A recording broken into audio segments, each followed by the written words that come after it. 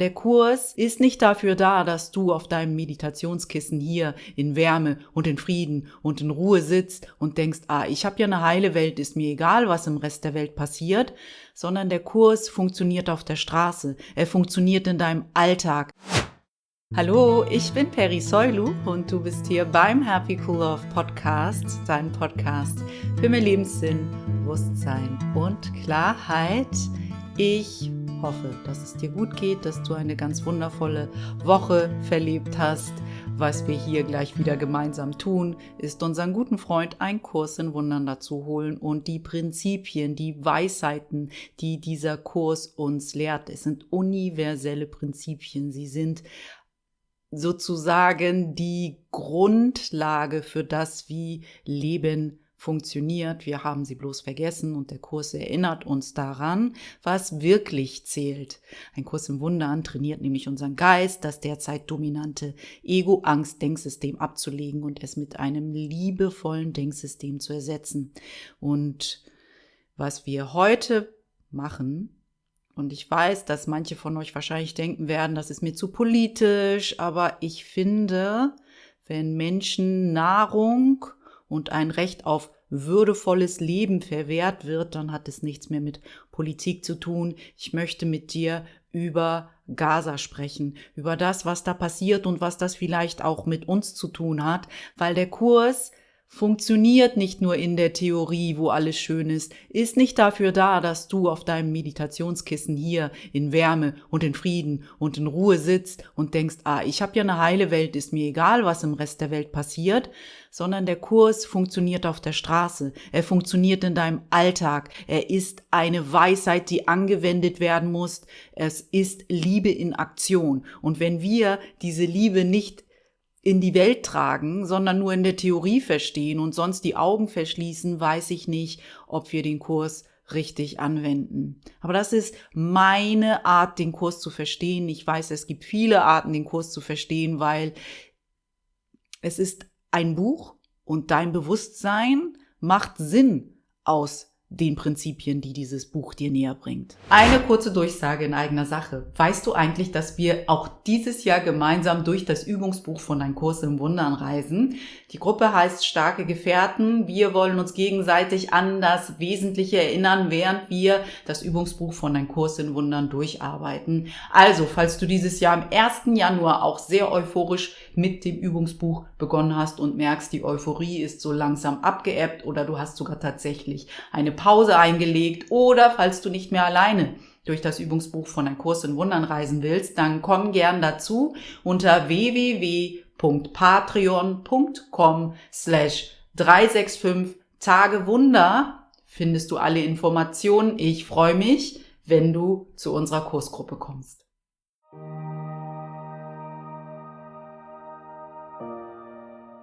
Also, wir sprechen heute über Gaza und über die Tatsache, dass dort Menschen sind, denen systematisch Nahrung verweigert wird. Sie werden dem Verhungern überlassen, plus sie sind eingekesselt und können aus dieser Situation nicht wirklich raus, ohne dass sie ihr Leben riskieren.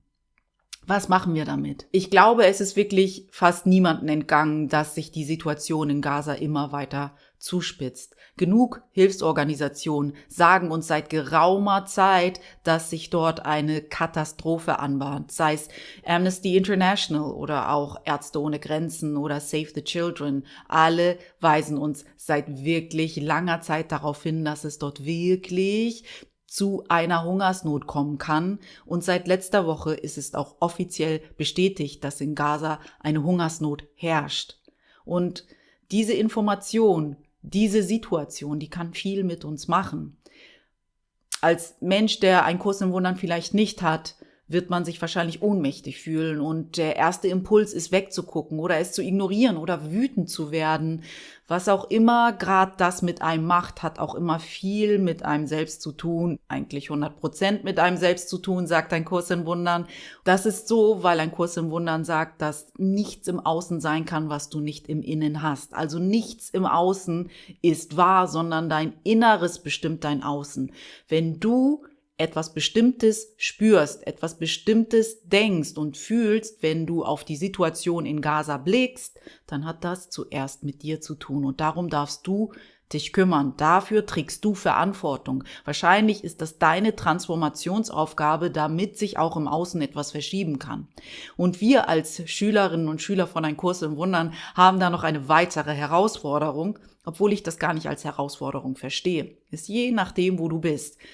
Ein Kurs im Wundern lehrt uns ja, dass wir die Illusion, also die Ego-Welt nicht bestätigen sollen, nicht bekräftigen sollen. Und viele von uns fragen sich als Schülerinnen und Schüler von Ein Kurs im Wundern, ich habe auch schon Menschen gehabt, die auf mich zugekommen sind und gesagt haben, Peri, was machen wir mit dieser Situation in Gaza? Wie können wir damit liebevoll umgehen, so wie der Kurs uns lehrt, ohne die Illusion zu bestätigen, weil wir auch wissen, dass letztendlich alles hier auf menschlicher Ebene ein Traum ist. Aber der Kurs sagt ja nicht, ignoriere den Traum.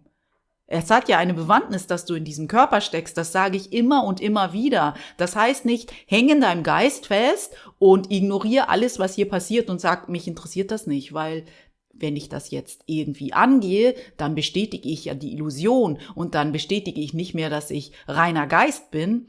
Ich finde nicht, dass der Kurs das sagt. Der Kurs sagt nicht, ignoriere die Dunkelheit oder tu so, als wäre sie nicht da, sondern letztendlich sagt der Kurs uns ja, wir üben die Prinzipien, die der Kurs uns lehrt. Wir gehen gemeinsam durch das Übungsbuch von Ein Kurs in Wundern, für jeden Tag eine Lektion, damit wir Frieden in uns wieder kultivieren, um letztendlich diesen Frieden in jede Situation zu bringen, wo dieser Frieden gerade fehlt. Ein Kurs in Wundern sagt, in jeder Situation fehlt nur eine Sache, nämlich die Sache, die du der Situation vorenthältst. Was enthältst du gerade vor in der Situation, die sich in Gaza ausspielt? Was ist es, was du nicht gibst, was diese Situation braucht, um friedvoll zu heilen? Das dürfen wir uns als Schülerinnen und Schüler von Ein Kurs in Wundern immer wieder fragen. Und diese Situation ist so laut, sage ich jetzt mal, dass eigentlich keiner sie nicht bemerkt. Wenn du sie nicht bemerkst, dann bist du entweder ein erleuchteter Meister, der auf einer ganz anderen Ebene ist, als wir durchschnittlich sind noch gerade, oder du bist in der Verleugnung. Es gibt tatsächlich nur diese zwei Dinge zur Auswahl. Seit letzter Woche ist es also offiziell bestätigt. In Gaza herrscht eine Hungersnot, die menschengemacht ist, die artifiziell hergestellt ist. Es ist genug Hilfe da, doch sie darf nicht zu den Menschen in Gaza. Es ist oft genug super tragisch, was wir hier auf menschlicher Ebene machen, sagt Ein Kurs im Wundern, obwohl es die höhere Ebene, das, was wir wirklich sind, nicht berührt. Dennoch gibt es hier genug Tragödien auf dieser menschlichen Ebene. Und die Frage ist, wie gehen wir damit um? Weil wenn wir, wie ich schon gesagt habe, Dinge wahrnehmen, die tragisch sind im Außen, hat das auch was mit uns zu tun.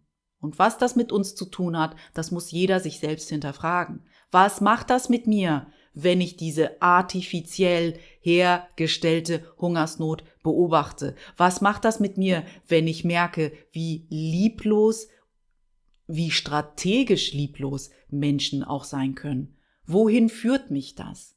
Ein Kurs in Wundern lehrt uns, dass wir ein ganz einfaches Gebet nutzen können. Das erwähne ich auch immer sehr oft hier, damit wir wissen, was für uns zu tun ist, was für uns zu sagen ist, was für uns zu denken ist, damit ich geführt denke, sage und handle. Das Gebet lautet: Was willst du, dass ich tue? Wohin willst du, dass ich gehe? Und was willst du, dass ich sage und zu wem? Du steht für diese höhere Ebene, steht für Gott, steht für den Heiligen Geist. Es signalisiert, dass du dich führen lassen willst von etwas Höherem in dir als nur das Menschliche in dir, und dass das Menschliche in dir, dein Ego, zur Seite tritt und du etwas Höheres durch dich sprechen lässt. Und ich bin mir sicher, dass dieses Höhere in uns auch manche von uns dazu auffordert, unsere Stimme zu erheben. Liebevoll, in Frieden und mit der Idee, wie wir diese Situation friedlich mittransformieren können. Aber ich bin mir sicher, dass viele von uns sich aufgefordert fühlen, etwas zu tun in der Liebe, im Namen der Liebe, wenn sie Richtung Gaza schauen. Jeder von uns fühlt sich also anders aufgerufen zu sein, sich einzubringen, wenn er menschliche Tragödien beobachtet. Und du kannst natürlich sagen, aber ich möchte mich nicht einbringen, weil ich möchte die Illusion nicht bestärken. Aber die Geschichte zeigt mir, dass wenn sich Menschen friedvoll einbringen, wenn sie friedvoll Nein sagen, weil die Liebe sagt auch Nein, dass sich dann erst was verändert. Wenn wir alle an der Seite sitzen und sagen, ich will mich da nicht einmischen, weil ich will die Illusion nicht bestärken, wie soll sich bitte was verändern? Du bringst dich ja auch schon ein, wenn du betest. Wenn du jeden Abend zum Beispiel 5 Minuten sitzt und für den Frieden der Welt meditierst, was wir gerade gemeinsam in unserer Gruppe der starken Gefährten tun. Wir treffen uns alle um 21 Uhr, alle die Zeit haben, und setzen uns zusammen und sehen die Welt in Frieden, sehen Gaza in Frieden, sehen die Menschen, die Entscheidungen treffen für uns alle in Frieden, weil es funktioniert nicht, dass ich jemanden verdamme und jemand anderem Liebe schenke. Ich muss jedem Liebe geben. Das ist, was ein Kurs in Wundern auch lehrt. Wenn jemand dir Liebe gibt und dir Liebe zeigt, ist die rechtgesinnte Antwort Liebe. Wenn jemand dir Lieblosigkeit zeigt und lieblos ist, dann ist die rechtgesinnte Antwort Liebe.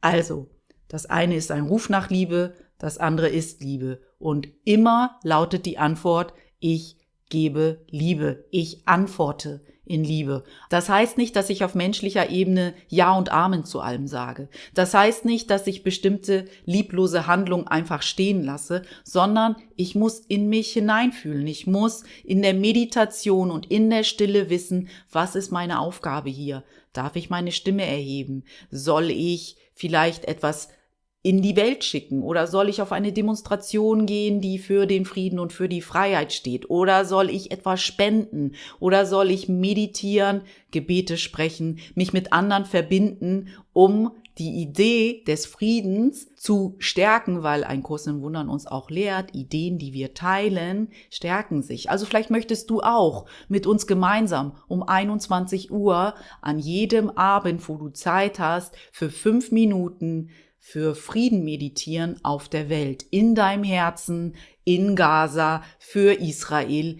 Es ist egal, jeder benötigt Frieden und dein Frieden ist der Frieden der Welt. Vor allem auch, wenn wir schauen, wo löst das in mir vielleicht Angst oder Ärger oder Wut aus, das verhindert deinen Frieden und dein Frieden trägt zum Frieden der Welt bei. Auch da hilfst du, dass überall auf der Welt sich Frieden dir zeigt. Also weil Krieg in einem bestimmten Gebiet ist und dieses Gebiet weit weg von dir ist, heißt es nicht, dass dieser Krieg nicht auch etwas mit dir zu tun hat. Für mich konkret heißt, was ich in Gaza sehe, dass ich bete, dass ich meditiere, dass ich spende, dass ich Petitionen unterschreibe. Es heißt für mich friedvoller Protest. Mein friedvolles und liebevolles Nein zu dem, was da passiert, weil ich möchte, dass alle Menschen, so gut ich dazu beitragen kann, in Frieden und Freiheit und Würde ihren Traum hier träumen. Ich weiß, das hier ist ein Traum. Ich sage nicht, dass diese menschliche Ebene die absolute Wahrheit ist, aber ich fühle mich gerufen, etwas zu tun auf dieser menschlichen Ebene, damit sich diese Ebene für uns alle friedlich anfühlen kann. Nicht nur für meinen kleinen Dunstkreis, sondern für uns alle, weil wir sind alle miteinander verbunden. Ich bin dein Bruder, aber auch jemand in Gaza ist dein Bruder oder jemand in Berlin ist dein Bruder oder jemand in Israel ist dein Bruder. Wir sind alle miteinander eins. Wenn jemand es nicht schafft, in die Liebe zurückzufinden, dann haben wir es alle nicht geschafft. Da brauchen wir uns nichts vormachen. Und ich tue all diese Dinge und ich komme mit anderen Menschen zusammen, die für Frieden in Gaza und in der Welt sind, weil ich auch darauf aufmerksam machen will, dass wir gemeinsam so machtvoll sind. Das vergessen wir manchmal.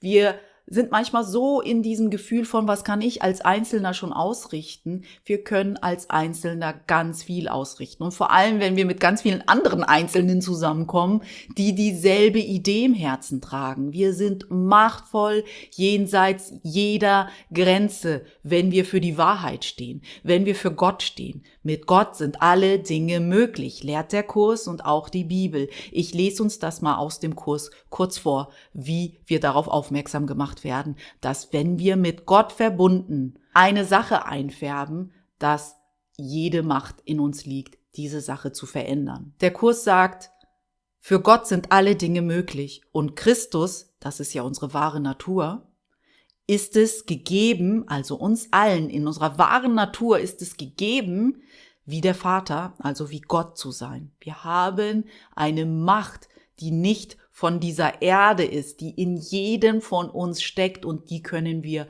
für den Frieden auf dieser Welt nutzen. Und wir können mit anderen Menschen und Brüdern zusammenkommen, die das genauso erkennen und da ist so viel mehr Macht. Die wahre Macht liegt nicht in Waffen, sie liegt nicht in politischen Ämtern und sie liegt nicht in Geld. Sie liegt in der Macht, die in dir ist, aber nicht von dir, die von Gott kommt. Mit Gott sind alle Dinge möglich.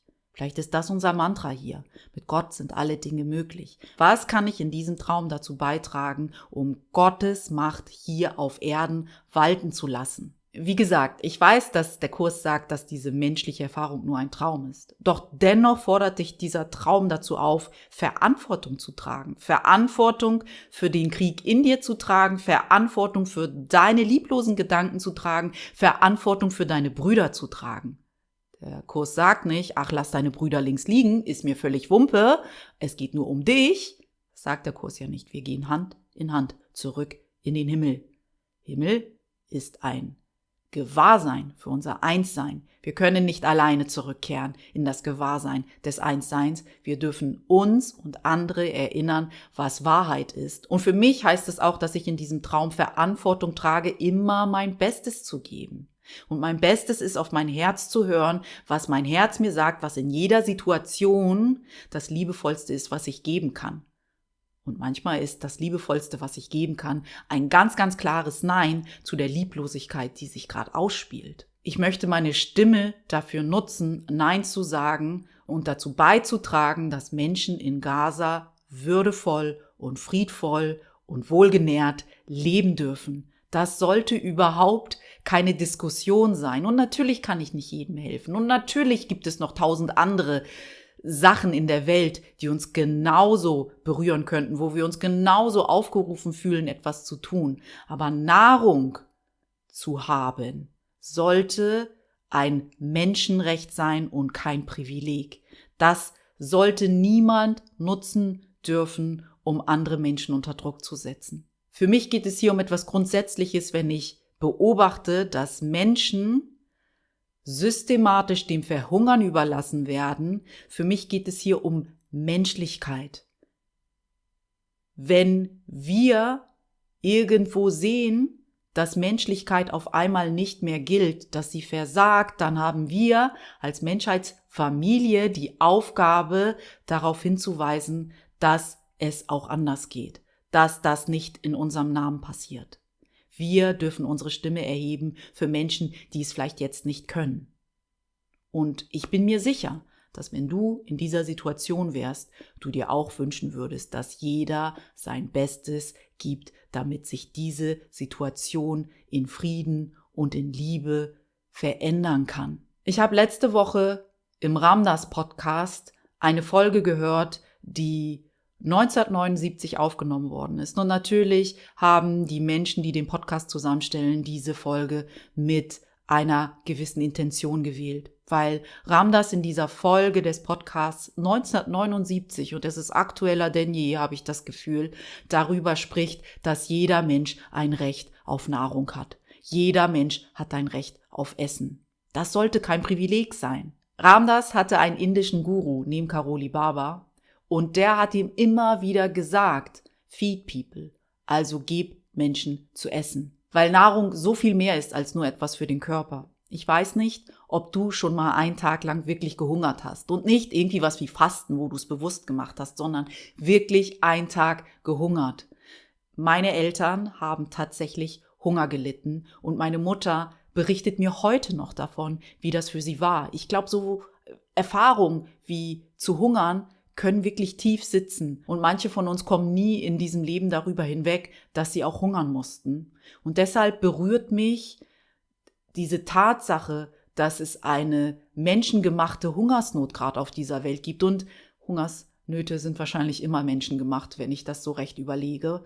Berührt mich sehr, dass wir hier sitzen und wissen, dass es gerade Menschen gibt, die seit Tagen nichts gegessen hat. Das muss was mit uns machen. Und vielleicht macht es nichts mit dir, ich weiß es nicht, aber es macht was mit mir. Und ich merke, ich möchte in Liebe Nein dazu sagen. Und weiß, dass ich immer noch mehr bin als dieser Körper und weiß, dass mein Bruder, der gerade Hunger leidet, auch mehr ist als dieser Körper, aber ich trotzdem mich verantwortlich fühle, mein Bestes zu geben, dass sich seine Situation verändert. Eine Sache, die Ram das auch sagt in der Podcast-Folge von letzter Woche, ist, wer weiß, in wie vielen Inkarnationen du schon verhungert bist. Und das ist irgendetwas, was mich wirklich zum Nachdenken gebracht hat. Wie oft haben wir wahrscheinlich schon in dieser menschlichen Erfahrung insgesamt Hunger gelitten und vielleicht sind wir sogar verhungert.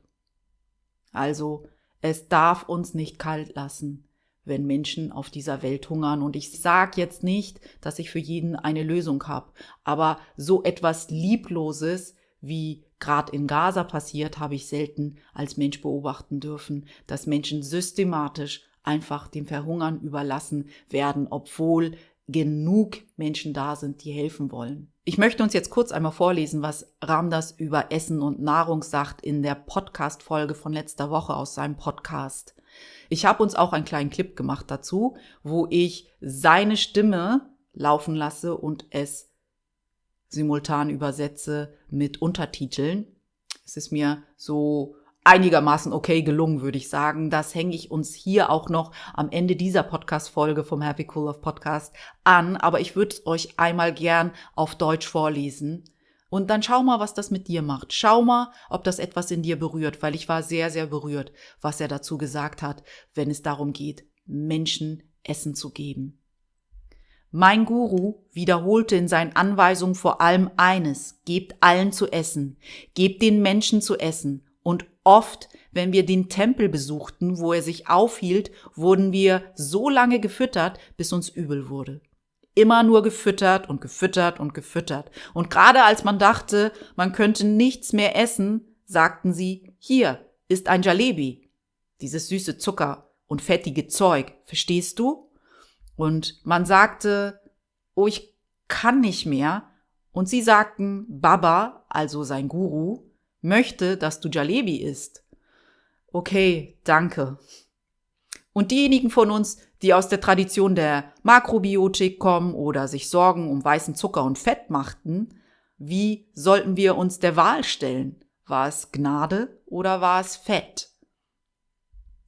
Also dieser Jalebi, den man zu essen hatte, war das Gnade, weil es kam von dem Guru, oder war es wirklich nur Fett und Weizen? Und wir aßen weiter und einmal fragte ihn jemand: Warum gibst du uns so viel zu essen? Wir könnten mit viel weniger zurechtkommen. Und der Guru sagte: Es ist nicht euer körperlicher Hunger. Er sagt, dein Hunger geht viel tiefer. Er sagte, es ist der Hunger der Seele. Und kannst du dir vorstellen, wie viele Inkarnationen du hinter dir hast, in denen du wahrscheinlich verhungert bist und wie tief in deiner karmischen DNA dieser Fokus aufs Essen verankert ist? Selbst wenn du sagtest, ich kann kein Bissen mehr essen, orientierst du dich noch immer daran, wo ist das Essen? Sorge ich dafür, dass ich nicht verhungere? Früher dachte ich, es käme aus meiner neurotischen jüdischen Tradition, weil Ramdas ja jüdische Wurzeln hat. Aber jetzt ist mir klar, dass es aus einem viel tieferen Ort in mir kommt. Und ich erinnere mich nur daran, wie mein Guru sagte, jeder Mensch hat ein Recht auf Nahrung. Ein Recht. Ein Recht auf Nahrung. Er sagte selbst, wenn er der schlimmste Mensch der Welt, der schlimmste Dieb ist, hat er ein Recht auf Essen. Nahrung ist kein Machtinstrument. Essen ist eine grundlegende gemeinsame Manifestation Gottes. Und irgendwie verlieren wir die mit Besitz und die Besitzlosen das sehr leicht aus den Augen. Wir können über Fernsehgeräte verhandeln. Vergiss nicht, das ist 1979. Heute würde wahrscheinlich jemand sagen, wir können über Handys verhandeln. Wir können über Autos verhandeln, aber wir können nicht über Nahrung verhandeln. Das ist, was Ramdas gesagt hat in seiner letzten Podcast-Folge, beziehungsweise was die Produzenten für uns herausgesucht haben. Und es ist für mich aktueller denn je. Wir können nicht darüber verhandeln, ob wir jemanden verhungern lassen oder nicht. Das sollte niemals zur Debatte stehen, aus meiner Sicht. Und deshalb fühlt mein Herz sich dazu aufgerufen, in Liebe Nein zu sagen. Und du darfst dein Herz hinterfragen, was es sagt und was du tun möchtest, sagen möchtest und wie du handeln möchtest und wie du sprechen möchtest, um dort Veränderung zu bringen. Und jetzt möchte ich aber auch von dir hören, was geht in dir vor, wenn du die Situation in Gaza siehst? Was sagt dein Herz dir? Ich freue mich auf deine Rückmeldung und wünsche dir erstmal eine ganz wundervolle Zeit. Mögest du Frieden haben und Liebe und mögest du lichtvoll begleitet sein. Wir sprechen uns ganz bald wieder. Deine Peri.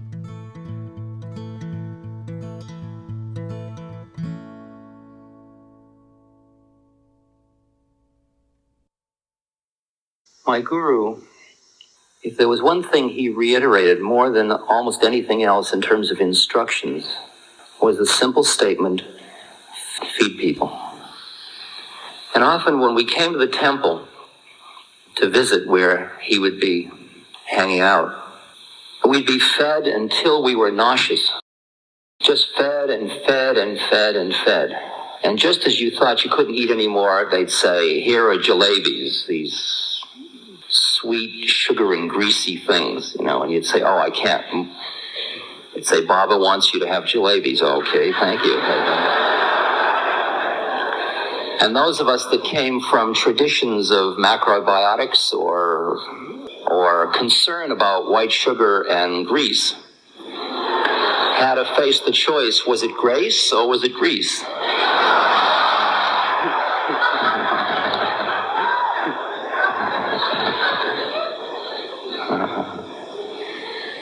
And we keep eating. And once somebody questioned him and said, why do you feed us so much? We could eat on much less than this. And he said, it's not your physical hunger. He says, your hunger runs much deeper than that. He said, this is the hunger of the soul. And you could imagine how many incarnations you have taken where you probably died of starvation, and how deep in your karmic DNA is that preoccupation with food.